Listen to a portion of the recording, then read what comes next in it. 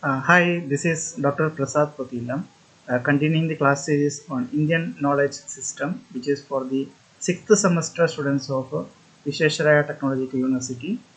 The 6th semester for the 2022-23 batch admitted batch students, and it is compulsory for all the 6th semester students, a compulsory course common to all courses for the engineering under Vishwesvaraya Technological University. So this is the second video of module 1. First video already uploaded in my YouTube channel, my intuition 4865. Please do subscribe to my YouTube channel. All the class videos of common subjects mainly, like research methodology, like biology for engineers. So such subjects I'm handling for my YouTube channel. My YouTube channel, it is available.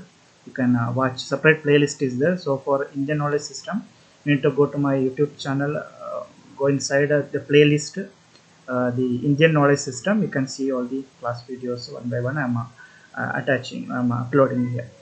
Okay, so continuing from previous class, uh, the question number 2 of the first topic on overview of module 1. Okay, so module 1 overview, only some 4 or 5 questions I have framed. Not I am framed in the textbook. The textbook again I will tell that it is the Indian knowledge system written by B. Mahadevan. Um, that textbook, as well as the traditional Indian knowledge written by Amit Shah. These are the two textbook to be referred by as per the syllabus that I am referring, and condensing the contents whatever there that I have reduced a little bit for the sake of as an answer to this question for maximum 10 marks. So and also given the course outcome. Already course outcome was given, means need to be shared.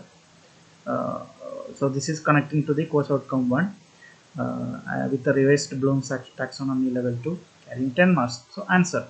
So definition. So definition as such, you can see this is what is the definition I took from the referring to the textbook. A proper definition was not given there, but I tried to make it in this way. So Indian knowledge system, that is called IKS, it refers to the traditional and ancient knowledge that has been developed and preserved in India over thousands of years.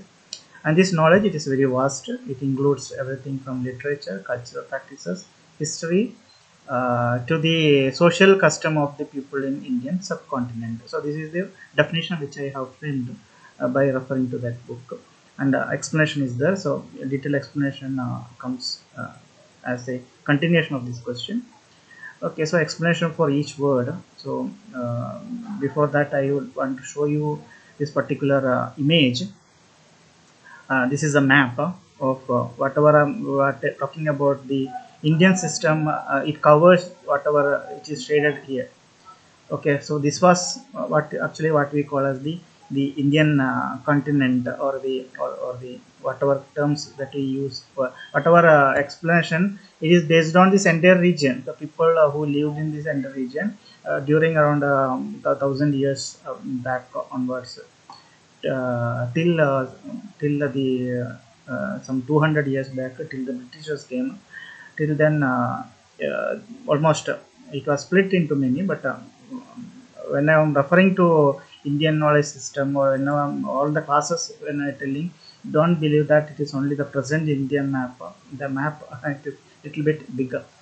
Okay, so you can see that much area it is covered, and people lived in that area has been used. So the term Indian in our this contest, this particular theme of class series, wherever I'm using, and even in the textbook, it refers the Indian in the context of Indian knowledge system. It refers to the indigenous knowledge which originated from the Indian subcontinent.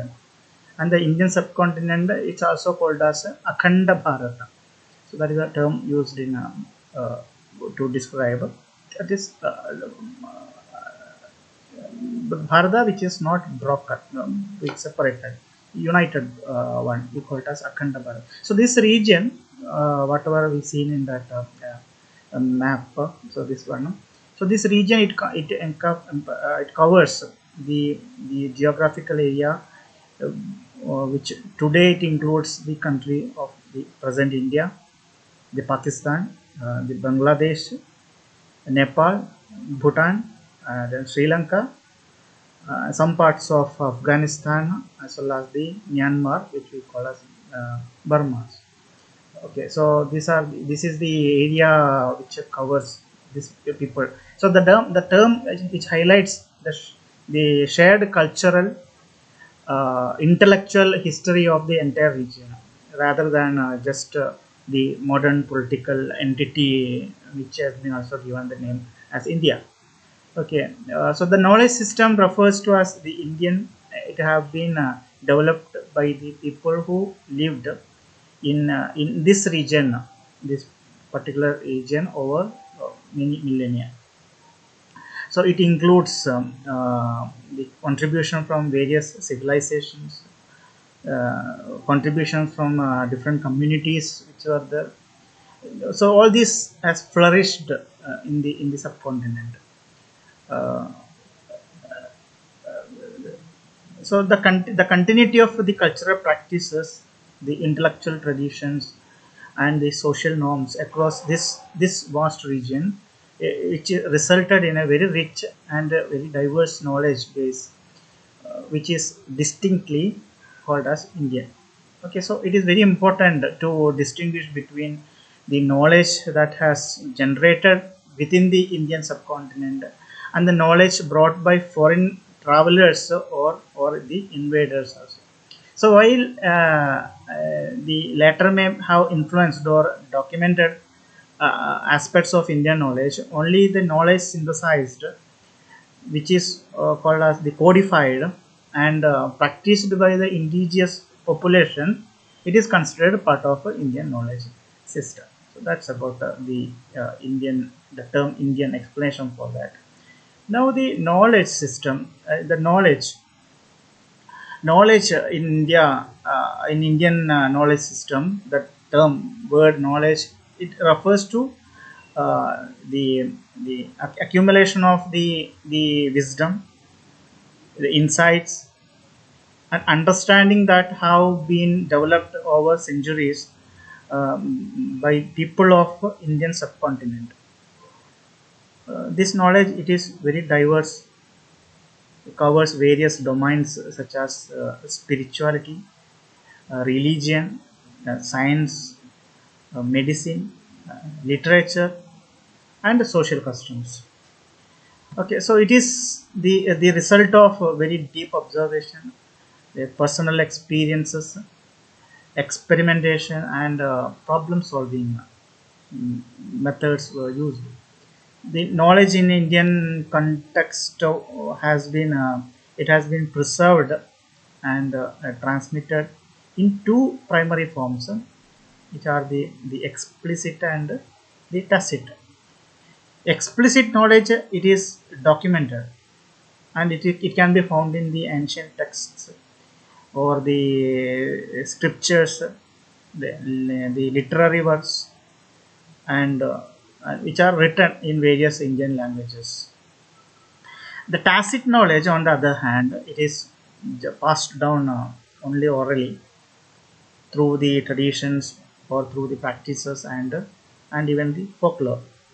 So while both forms are valuable, uh, the knowledge has been recorded, and it has to be recorded and has to be systematically studied.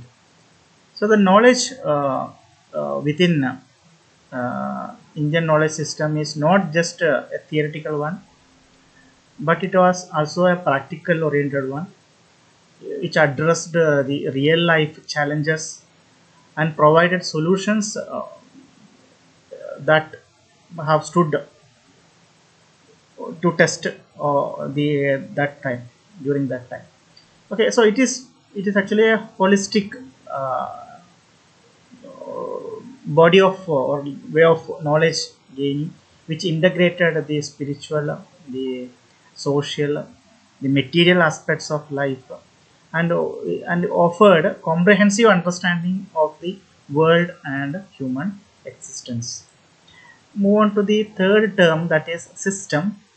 The word system in Indian knowledge system, it refers to the organized or the well structured way in which the Indian knowledge was classified, it was codified and made accessible. Okay, so given the vastness, we say how vast it was, and the complexity of Indian knowledge, it is essential to organize this into a very so-called coherent system which allows for easy navigation as well as understanding even for a common man. So a system which provides a framework of collecting or grouping and categorizing the different aspects of knowledge to make it very easier for the one who is searching for that, or to locate it and to study some specific topic if they want. For that we need the system. So in structure, I hope, or this structure, it is very crucial for anyone who wishes uh, to to explore the Indian knowledge, as it helps them to understand how different ideas, how different concepts and practices are, they are interconnected. So the system also supports the logical relationships between the various components of the knowledge. So by showing how the different pieces of knowledge uh, which they complement and build upon each other, the system, it will provide a comprehensive view of the Indian intellectual tradition. Okay, so the interconnectedness, that is a key feature of Indian knowledge system, as it reflects the holistic nature of Indian thought, where the spiritual, the social, and practical knowledge are all seen as part of this unified whole, as a whole. So finally, the systemization of the Indian knowledge, it allows for its preservation, its transmission to the future generations. So by organizing the knowledge into a very well structured system, it will ensure that the wisdom of the past remains uh, accessible and relevant in the present and for the future. Okay, so this here it given the course outcome now. Supposed to give in the first slide, by moving the slides it maybe it came here. Okay, so these are the course outcomes of this particular syllabus, and the unit 1 syllabus is also given. We are still covering the overview of that. Okay, so now we'll move on to the next question. Two questions I am covering in this particular class video. So do you think ancient knowledge is useful for society? Support your answer with suitable arguments. That is course outcome 4, connected to CO4, having a level of 3, and it carries 10 marks. Okay, so use of ancient knowledge to the present society. This is the picture used in the textbook. It will be photo of that. It shows the identity, culture, received wisdom. These are the main use of ancient knowledge to the present society, and the argument to support that can be seen in the economic value. Okay, so this I'm explaining all these terms one by one. Okay, so you can see the answer. The use of ancient knowledge, use of ancient knowledge, that is identity first. The ancient knowledge, it provides a sense of identity to the individuals as well as the society. We want to what is our identity, actual identity, that you want to we should know. So ancient knowledge, it helps any individual and societies to understand their origin, their history, and the cultural heritage. So this deep connection to the past, uh, to a strong sense of identity, giving people a sense of belonging and continuity that continued from that culture which was so bright, so brilliant. So it allows the individuals to relate to their ancestors and experiencing their experiences and their wisdom and shaping how they see themselves and their place in the world. The social practices and norms which are passed down through generations, preserving the identity. Okay, so transmission of traditions, transmission of customs, transmission of the social norms from one generation to the next, it always helps to maintain a society identity. So these practices are often, it was seen in ancient knowledge, uh, or it is rooted in ancient knowledge. It provides a stable foundation for the society, which ensures that the cultural values and behavior it remain consistent over time. So this continuity it strengthens the societal bonds and reinforces a collective identity even as external influences and changes occur. Move on to the culture. Okay, culture. Uh, what to tell in culture? Okay, culture it is shaped by accumulated knowledge and the intellectual achievements of a society. So a society's culture is a reflection of the knowledge. It's a reflection of the wisdom as well as the intellectual achievements which have been collected or accumulated over many centuries. It includes everything from the culture, what we are telling. It includes the language, it includes the art, it includes the literature to religious practices and the scientific discoveries. So the preservation and transmission of the ancient knowledge it ensures that the cultural practices remain vibrant and meaningful, allowing them to evolve without losing their actual value or the essence. So, if ancient knowledge is lost, the cultural practices may be disrupted, leading to the loss their original. Uh,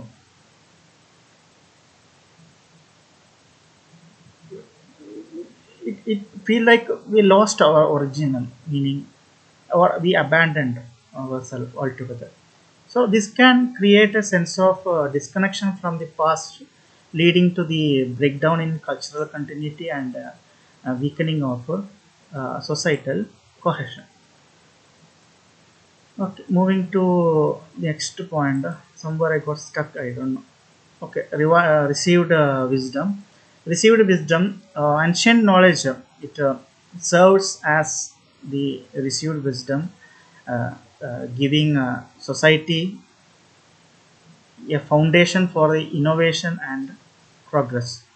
So ancient knowledge it acts as a repository of wisdom that has been tested and refined over generations. And this received wisdom it provides a very strong foundation upon which the new ideas and innovations can be built. So, by understanding and by applying the insights of the past, the societies can avoid repeating the mistakes and make more informed decisions, which leads to more effective and sustainable progress. So, without this continuity, the societal risk it will reinventing the wheel and making progress inefficient. That means if ancient knowledge is not preserved and it is not transmitted, if not transmitted, the society may waste the valuable time and their resources in rediscovering what was already known. So this inefficiency, it can slow down the progress and lead to the missed opportunity for innovation. So by maintaining continuity with the past, society can build on existing knowledge rather than starting from scratch, making advancements even more efficient and meaningful. Now the arguments to support, that is economic value. Ancient knowledge has the potential to bring significant economic benefits.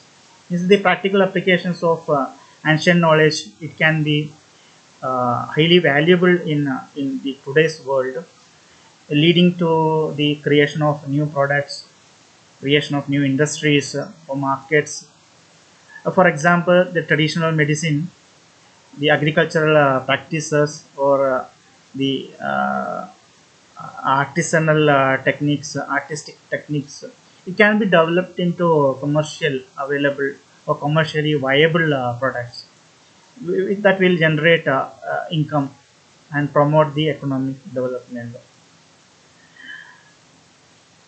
In this knowledge driven world, preserving the ancient wisdom, it can give a country a competitive edge. In the modern global economy, the knowledge, it is a key driver for growth and competitiveness.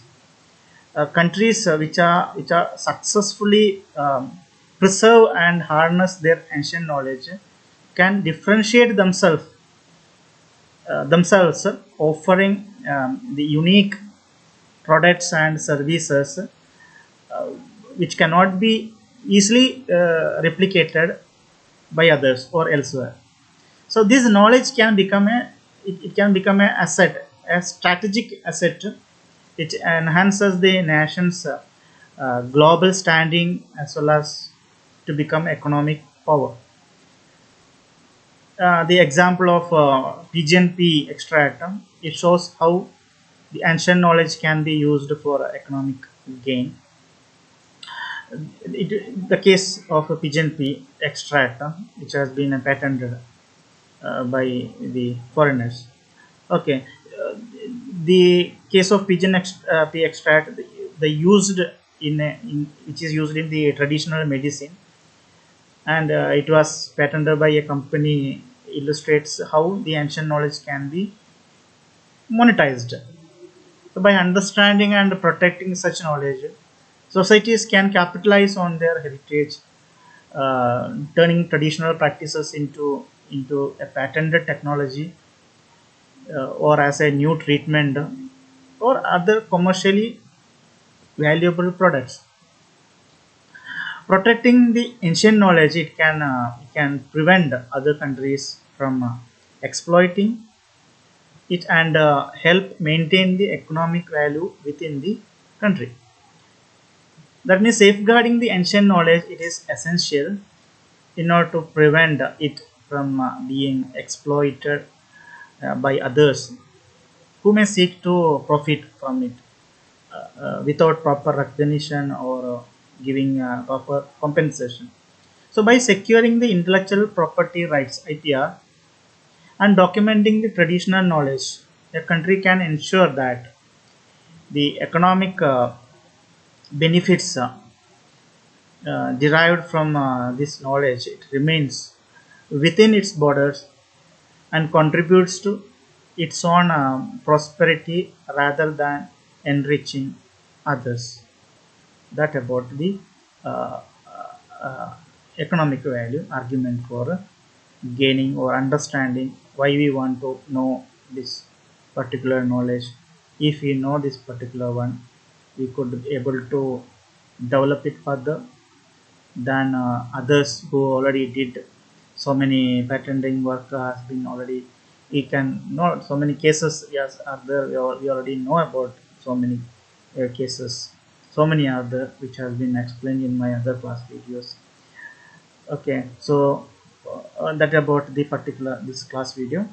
Please do subscribe to my YouTube channel. Please do share this YouTube video to others and support me. Once again, I thank you all for patiently listening to me.